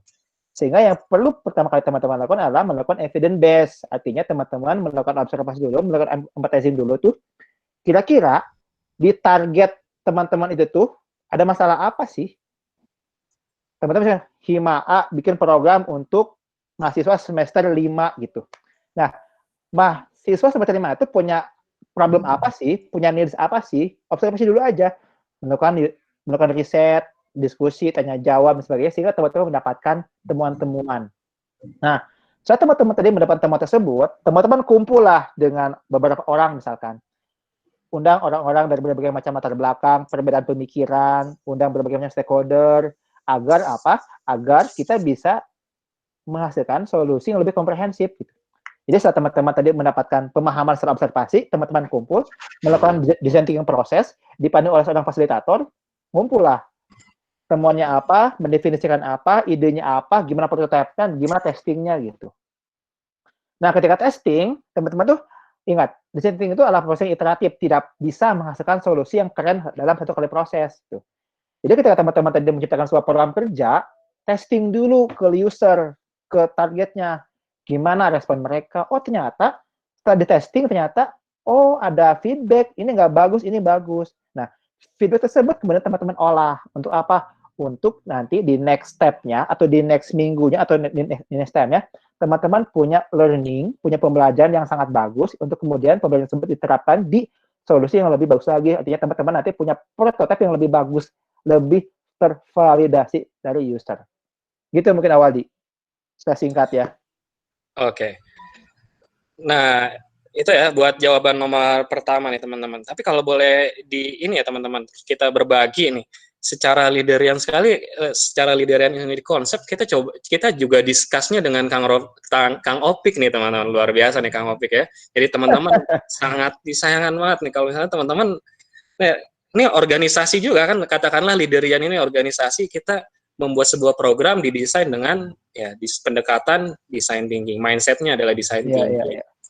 Nah, ini ada pertanyaan kedua nih, Kang. Mas, pertanyaan menarik selanjutnya ada dari Rahma.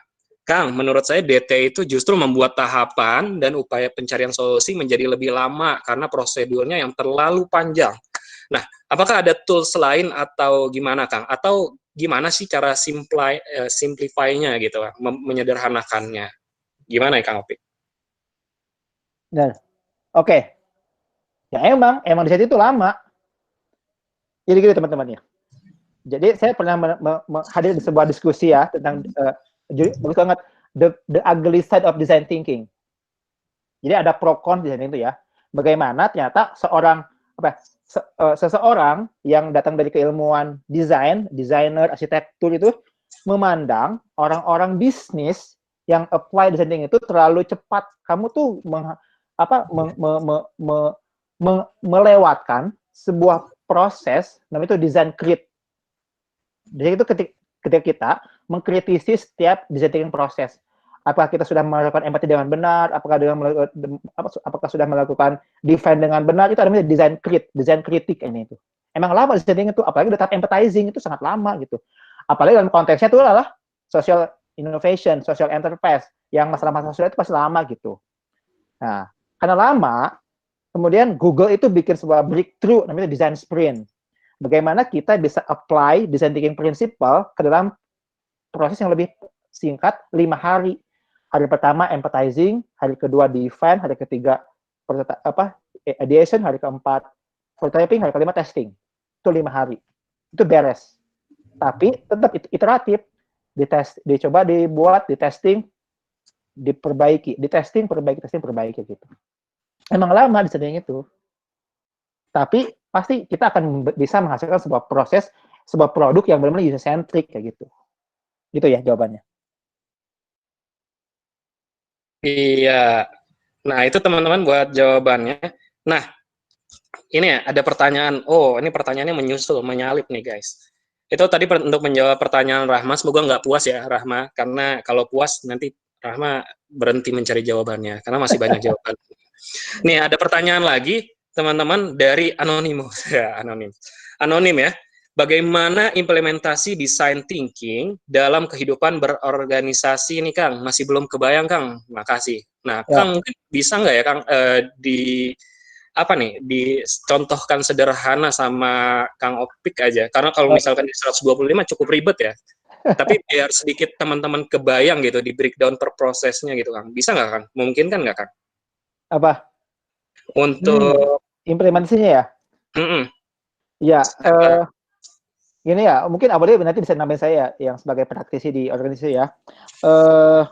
Teman-teman, perlu dipahami bahwa di situ sebuah mindset yang kayak software kalau diinstal di otak gitu, teman-teman bukan otomatis sih, akan nanti lambat laun akan mempunyai cara berpikir yang struktur gitu.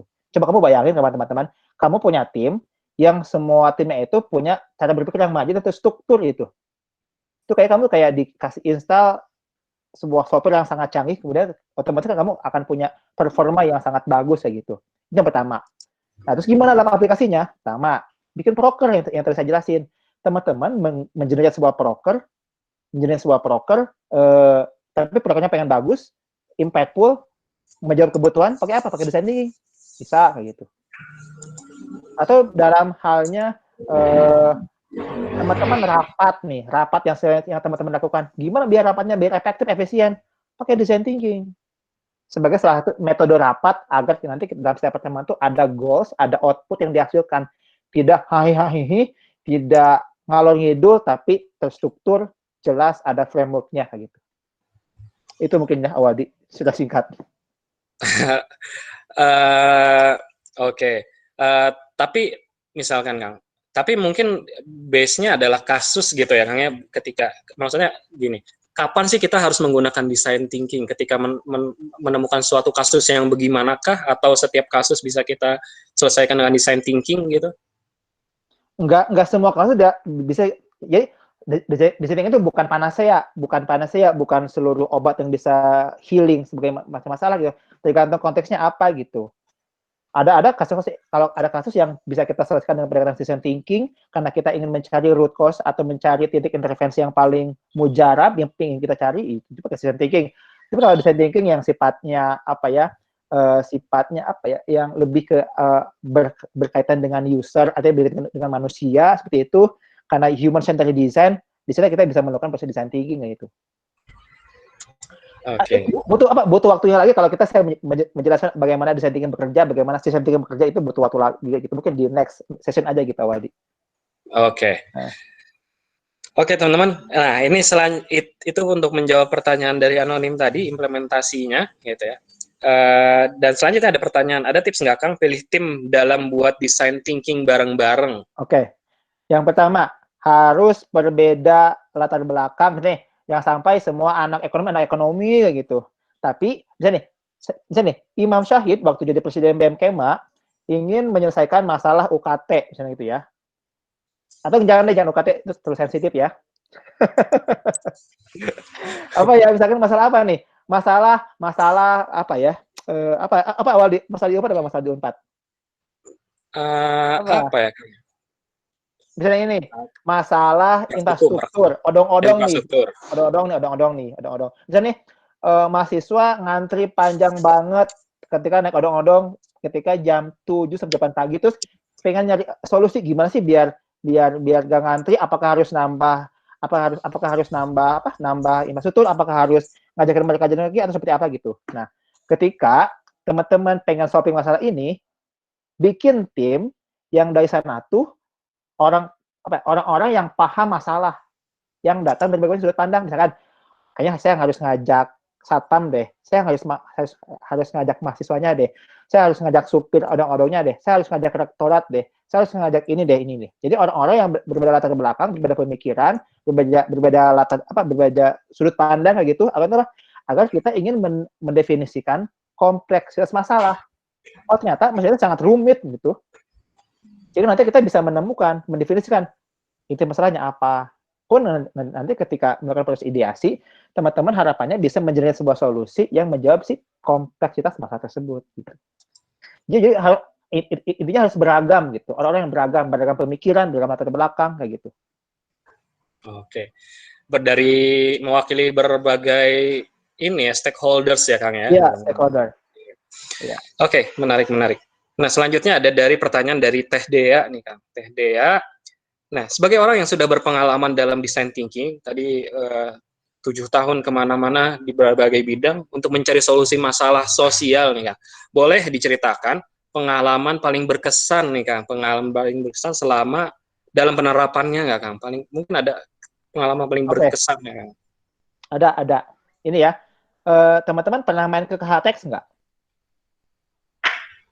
Belum pernah kan? Belum. Ke gang-gang kecil itu ada apa di sana? Sangat challenging teman-teman. Jadi TL itu pernah diminta bantuan oleh salah satu perusahaan multinational company yang berada di Rancaikek di KHTX itu, bukan KHTX ya, ada sebuah PT lah, PT besar gitu. Mereka tuh PHK buruh-buruhnya. Kasihan banget. Dan TL dipanggil, bisa nggak tolong dampingi, ada 15 bapak-bapak, tolong diinkubasi untuk menjadi seorang wirausaha. Saya dan Harisan itu kayak males banget. Kenapa? Biasa saya tuh mendampingi mahasiswa yang cepat mikirnya, enak lah diskusi, tiba-tiba saya harus menginkubasi, mendampingi bapak-bapak berumur 50 tahun, yang dia 30 tahun jadi buruh, untuk diajak untuk menjadi seorang wirausaha. Challenging sana tuh. Gimana saya bisa mengintervensi mereka gitu. Akhirnya, kita pakai design thinking. Selama 2 minggu pertama, saya, Hanif, Haris, dan teman-teman di TL itu coba observasi ke masing-masing rumah bapak-bapak tersebut. Datanglah pakai motor ke gang-gang kecil itu, ngeliatin mereka gimana hidupnya, ngobrol sama keluarganya, nanya ke anaknya, Bapak, dek, kalau Bapak jadi wirausaha, boleh nggak? Enggak boleh, nanti malu tukang jualan. isi yang nggak boleh. Jadi macam-macam feedback itu muncul. Wah, ternyata saya jadi paham bagaimana kehidupan mereka, bagaimana perasaan mereka, kemudian bagaimana mindset mereka tentang wirausaha dan sebagainya. Kompleks banget ternyata isinya tuh. Tidak sesimpel apa yang saya pikirkan. Gitu. 2 minggu keliling tiap hari, akhirnya saya kumpul lagi sama teman-teman, kita melakukan design thinking proses selanjutnya, kita mendevelop sama kita prototyping. Ada 15 orang buruh, akhirnya kita menciptakan 15 kurikulum yang dirancang sangat user-centric, bagaimana setiap kurikulumnya kita intervensi ke masing-masing orang ini. Kita set up goal, oke Bapak Ibu, Bapak berapa gajinya? Oh 3 juta. Kamu bayangin coba, kamu punya, ada seseorang, bekerja 30 tahun di pabrik yang tertutup, bergaji 3 juta. Kemudian di PHK jadi berusaha. Wah, sebulan pertama itu penolakan di mana-mana tuh. Saya nggak ikhlas saya nggak ikhlas kalau ngopik di PHK sebagainya sebenarnya. Nggak awal cara-caranya gitu kita bagaimana kita mengintervensi keilmuan kita, akhirnya dibuat sangat user centric. Akhirnya yang awalnya kita bikin kelas-kelas, akhirnya kita tiap minggu tuh datang ke rumah masing-masing. Bapak minggu ini di rumah ini ya kita belajar ini dengan pendekatan yang sangat seperti itu. Akhirnya sebulan pertama bapak-bapak ini yang awalnya sangat tidak ikhlas di PHK berubah jadi gini, Kang Opik makasih ya, dengan berusaha saya lebih bahagia. Kenapa? Saya bisa melihat sinar matahari yang lebih cerah karena selama 30 tahun saya hidup di dinding yang sangat tebal dalam sebuah pabrik. Saya bisa nganterin saya belanja ke pasar, saya bisa nganterin anak saya sekolah. Akhirnya mereka bersyukur di PHK. Pun ya, awalnya yang saya sangat transaksional waktu itu karena saya ini project base, saya dibayar sekian ratus juta oleh pabrik ini untuk mendampingi ini, dan malas-malasan awalnya, tapi setelah saya berempati, datang ke rumahnya, ngobrol sama bapak ini, ketemu istrinya, ketemu anak-anaknya, ketemu harapannya, ketemu cita-citanya, jadi apa? Jadi sayang banget bapak ini ya, merasa bapak sendiri gitu. Setiap pertemuan itu menjadi pertemuan yang sangat dirindukan. Minggu depan kita ketemu di rumah ini, ngaliwat bareng dan sebagainya gitu. Ternyata teman-teman learning adalah ternyata setelah kita berempati dengan user, kita melebatkan hati, kadang kita bisa menciptakan sebuah pendekatan yang sangat powerful, small but impactful, dan itu kayak menerobos yang awalnya transaksional menjadi sebuah proses yang melibatkan hati dan cukup bermakna bagi saya gitu. Itu mungkin awal Terharu. Banget. Tapi ya luar biasa ya. Jadi buat teman-teman dari seluruh Nusantara, teman-teman se-Indonesia gitu. Nah, jadi KHTEX ini salah satu perusahaan tekstil di Cicalengka, teman-teman. Nah, itu salah satu pabrik yang memintal benang, kain, jadi selimut ya, dan segala macamnya gitu ya. Nah, itu bekerja sama dengan TLE tadi kalau misalkan yang saya tangkap dari ceritanya Kang Opik ya. Luar biasa sekali. Jadi nggak cuma bisa kita pakai di organisasi aja, bahkan sekali berperusahaan gitu ya. Sekalipun perusahaan itu sangat bisa untuk melakukan pendekatan atau menggunakan mindset dari design thinking. Oke, menarik Kang. Selanjutnya kita jadi semangat lagi nih buat nanya ke pertanyaan selanjutnya. Pertanyaan selanjutnya dari Dadi Hidayat. Kang, terkait empathize. Bagaimana cara kita mencoba masuk ke lingkungan user tanpa menimbulkan rasa risih dari user? Nuhun, Kang. Oke. Nih, teman-teman ya, di sini ada Awali, di sini ada Nuha. Mungkin sudah familiar dengan namanya theory of change. Jadi teori perubahan gitu. Dan di teori perubahan itu ada sebuah tahap di mana itu kita mencari titik intervensi, titik pembuka. Titik pembuka ini bisa orang, bisa kegiatan gitu. Jadi, nah, ketika kita ingin ketika teman-teman ingin meng-approach sebuah user, tapi kita nggak punya akses ke user tersebut, kita perlu mencari seseorang atau sebuah kegiatan, di mana kalau kita intervensi orang tersebut, dia bisa melakukan akses kepada si user. Contohnya ini nih. Jadi, teman-teman ingin meng-approach ibu-ibu di pedesaan, tapi saya nggak punya akses ke sana. Teman-teman petakan, ada nggak sih stakeholder atau seseorang atau sesuatu yang bisa di-approach, yang kalau kita approach dia, approach kita tertentu, kita bisa punya akses ke user.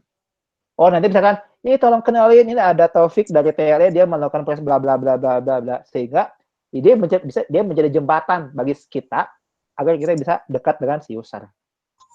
Oke, atau contoh lain nih.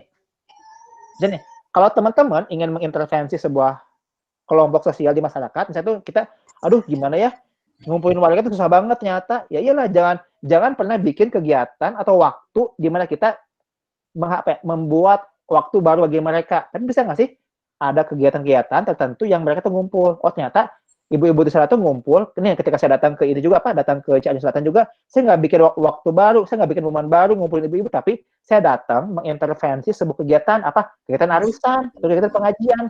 Mereka kumpul di sana, saya masuk, saya jelasin, masuk ternyata ke isunya. Mereka lebih paham gitu, nggak kaget lagi gitu. Gitu mungkin ya jawabannya, Waldi.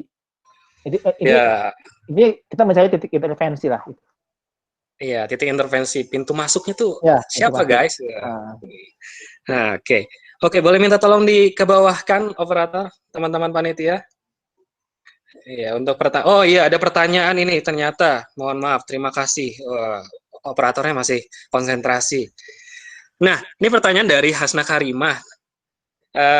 Ini Kang, apakah design thinking ini efektif dalam menjalankan proyek mandiri yang dijalankan oleh seorang diri, Kang? Bisa, tapi kurang ini ya. Karena ketika kita berusaha mengenerate, ya ini kalau dari nol ya, teman-teman agak susah nih mau ngobrol sama siapa nih ketika proses ideasinya. Kan kita harus punya teman yang tektokan gitu ya, bukan tiktokan tapi tektokan gitu ya. Teman-teman kan ingin menjadi sebuah solusi yang inovatif, itu kita perlu bantuan orang lain untuk mengenerate solusinya gitu. Kecuali kalau teman-teman mungkin udah punya program yang sudah berjalan, ingin coba apply design thinking dalam proses iterasinya, itu masih memungkinkan sih. Terutama bagaimana teman-teman mengolah feedback seperti itu. Itu mungkin awalnya. Oke, itu untuk menjawab pertanyaan dari Teh Hasna Karimah. Semoga menjawab, semoga nggak puas. Nah, selanjutnya ini ada pertanyaan dari ZHN, ya gitu dari teman kita, Leaderians juga, ya. Kang Taufik, ada tips cepat nggak nih untuk mengetahui yang dibutuhkan oleh si user itu seperti apa? Aduh, kenapa sih harus cepat sih? Terus coba sih. Jadi teman-teman, user itu kan ini, kita kan bisa mengenerate kebutuhan user setelah kita benar-benar berempati, ngobrol dengan usernya, mengetahui seluk-beluknya gitu. Jadi kita mengenerate insight itu setelah kita benar ngobrol sama mereka gitu. Dan ini juga masih sifatnya asumsi kita kan. Asumsi kita harus segera divalidasi dalam bentuk prototype yang kemudian kita testing kepada si user tersebut. Nah, kalau ada sih tools yang paling mudah tuh menggunakan empathy map sih. Yang tadi saya jelasin, empathy map itu kan kita melihat sudut pandang user dari berbagai macam sisi, apa yang mereka lihat, apa yang mereka dengar, apa yang mereka rasakan, apa yang mereka ucapkan, apa yang mereka lakukan, pain-nya apa, gain-nya apa gitu. Sehingga dari sana kalau kita sudah bisa mengisikan map tersebut, biasanya kita lebih mudah untuk mengenerate solusinya. Mengenerate insight-nya apa sih, gain-nya apa sih mereka itu. Gitu. Coba pakai empathy map aja, pelajari empathy map. Nah, itu empathy maps, teman-teman. Empathy maps Canvas ya. Boleh teman-teman cari nih dan pelajari lebih lanjut ya. Nah, terus selanjutnya Kang, basic tools dalam design thinking, apa yang cocok buat bisa dipakai di project mandiri? Saya nggak paham pertanyaan apa sih maksudnya. Ini terkait dengan tools kali ya, Kang ya. Ini dia mau bikin project mandiri, tools apa yang cocok gitu, Kang? Tergantung konteks ya, Kang? Atau gimana nih? Kalau kan design thinking sebuah framework ya, sebuah tools yang bisa teman-teman gunakan untuk mengenerate solusi, untuk mengenerate ideas. Itu. Nah, kalau itu udah jadi, maka teman-teman bisa mengconvert prototype menjadi produk yang benar-benar jadi. Teman-teman bisa pakai Scrum atau Agile gitu. Terusnya bisa pakai Trello atau apa gitu, Kanban board juga bisa gitu. Ya ini saya agak nggak paham maksudnya itu apa sih tools DT yang terlibat project mandiri. Oke. Maaf ya. Mungkin bisa nanti ini ya teman-teman dijelaskan kebutuhannya teman-teman mau bikin project seperti apa dan segala macam. Karena dari penjelasan Kang Opik tadi ya lagi-lagi disesuaikan dengan konteks gitu ya. Oke. Nah, oke, nggak apa-apa teman-teman. Selanjutnya kita pertanyaan selanjutnya. Assalamualaikum Kang Opi.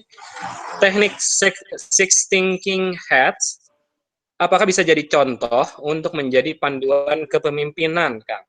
Oh, leadership nih. Oke, jadi teman-teman Six-Thinking itu adalah sebuah tools yang bisa digunakan untuk melihat sudut pandang gitu tuh.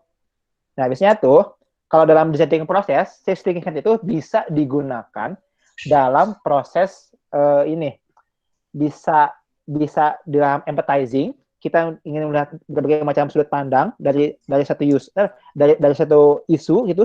Oh, kita dari sudut pandang topi putih ini, topi merah ini, topi hitam ini, topi biru ini, topi hijau ini gitu. Ataupun ketika ingin men-testing prototype ya nih, oh saya tuh misalnya awal itu mau bikin kebijakan hari gratis angkot di Jatinangor, pengen apply itu ya. Kira-kira kalau saya apply ini ada respon apa ya dari muncul dari user, dari masyarakat? Padahal sih thinking head. Oh jadi kalau saya meng-apply kebijakan ini, kayaknya bakal muncul respon seperti ini. Orang yang berpikir topi putih ini responnya, topi hitam ini responnya, topi merah ini responnya, topi hijau ini responnya. Ya itu sih bisa tadi untuk mengenerate empati, mengenerate sudut pandang ketika melakukan proses empathizing atau observasi, ataupun ini bisa digunakan untuk proses mencari respon ketika teman-teman mengapply sebuah kebijakan seperti itu. Oke. Ini satu pertanyaan terakhir nih teman-teman sekalian. Mau pertanyaan terakhir ya. Nah, ini pertanyaannya. Kalau kita sedang mencari ide bisnis, kanvas dan tools apa saja yang tepat untuk digunakan, Kang? Ya, itu ya. Karena itu ya, lihat nih, keywordnya mencari ide bisnis tuh. Design thinking teman-teman pakai untuk menjelaskan idenya apa. Tadi ya ketika empati ketika empathizing teman-teman bisa pakai context mapping atau empathy mapping. Ketika defining teman-teman bisa pakai value proposition canvas, PV canvas. Ketika ideasi juga teman-teman bisa bikin PV canvas seperti itu. Ketika prototyping teman-teman bisa bikin business canvas.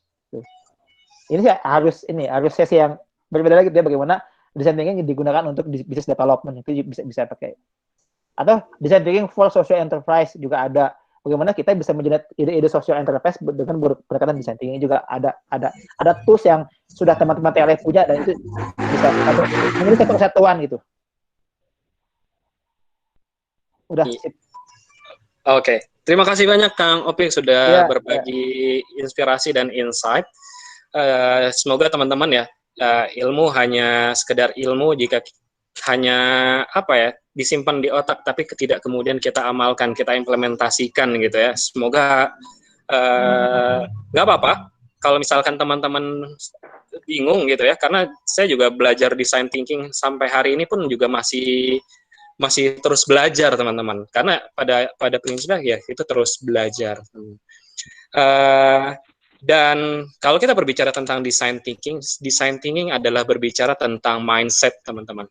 Jadi perlu digarisbawahi, design thinking adalah tentang mindset, bukan sekedar tools. Nah, kalau misalkan hari ini teman-teman berpikir bahwa design thinking adalah tools, silahkan digeser menjadi bahwasanya design thinking adalah sebuah mindset yang harus kita miliki, kita bawa dalam atau kita aplikasikan dalam keseharian hidup kita. Banyak berbicara tentang design thinking dan luas sekali ya kalau kita berbicara tentang design thinking. Lagi-lagi memang perlu banyak belajar untuk kemudian kita bisa lebih memahami, tidak hanya belajar dan mempraktekkan langsung ya guys, untuk kemudian kita bisa lebih paham design thinking itu cara kerjanya seperti apa. Nah, begitu aja. Sekali lagi saya ucapkan terima kasih banyak buat Kang Opik sudah menyediakan waktu untuk bisa berbagi sama Leaderians. Nah, terima kasih juga buat teman-teman Leaderians sekalian yang sudah hadir. Jangan keluar dulu, kita masih ada sesi foto ya teman-teman. Kita masih ada sesi foto. Untuk itu, dan saya ingin sekali lagi mengingatkan teman-teman, kalau bahwasanya volume 2 ini belum berakhir dan kita masih punya volume 3 nih teman-teman. Boleh sekali lagi teman-teman, saya nanya ke teman-teman, siapa teman-teman yang mau Mau atau enggak nih, ada volume ketiga buat Leaderians. Silahkan tulis di kolom komentar. Mau atau enggak? Mau dong. Mau nih Kang. Boleh nih. Next kita Kang, belajar agile ya? Mantap. Kang Imam selaku Scrum Master ya. Wede. Silahkan Kang. Pada mau nih Kang. Ayo Kang. Luar biasa. Oke, sip. Terima kasih teman-teman. Dan ini juga kalau misalkan terakhir ya teman-teman boleh bisa mengisi feedback form yang ada tertampil di bit.ly/masukan Leaderian Vol 2. Nah, itu hal ini sangat kami butuhkan untuk menjadikan volume 3 lebih baik lagi dari volume 2. Ya, itu ya teman-teman sekalian. Boleh kita sesi foto teman-teman? Boleh juga Kang Opik sudah bisa belum ya untuk kamera? Nggak bisa, kenapa saya nggak paham nih? Iya teman-teman dinyalain kameranya. Yuk, dinyala. Nggak apa-apa, saya nggak bisa. Oke.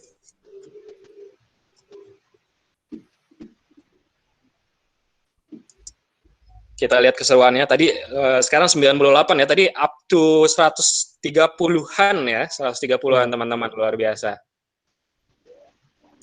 Gitu. Sip. Boleh dikasih aba-aba teman-teman panitia? Ya, boleh ditunggu dulu ya. Sampai lumayan banyak yang nyalainnya.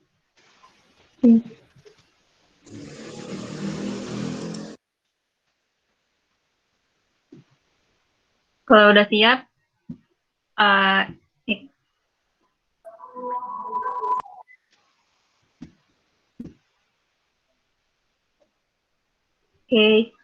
1, 2, 3.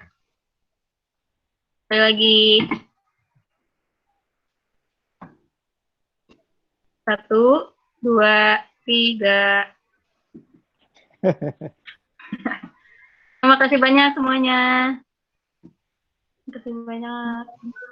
Terima kasih banyak, Kang Taufik. Yuk, sama-sama ya. Oke, teman-teman. Terima kasih buat Kang Opik dan terima kasih buat teman-teman sekalian. Jangan pernah berhenti untuk belajar, jangan pernah lelah untuk berproses, teman-teman sekalian. Sampai bertemu lagi di Leaderian Summit volume 3. Saya Muhammad Awali Rahman dari Leaderian pamit undur diri. Mohon maaf atas segala keterbatasan. Terima kasih. Assalamualaikum warahmatullahi wabarakatuh. Waalaikumsalam warahmatullahi wabarakatuh. Waalaikumsalam warahmatullahi wabarakatuh. Terima kasih, Kak. Sama-sama.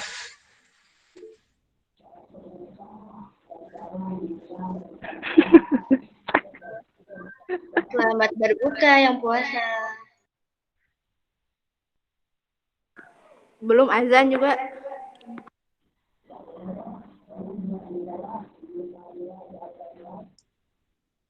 Iya, selamat mempersiapkan buka ya untuk yang berpuasa.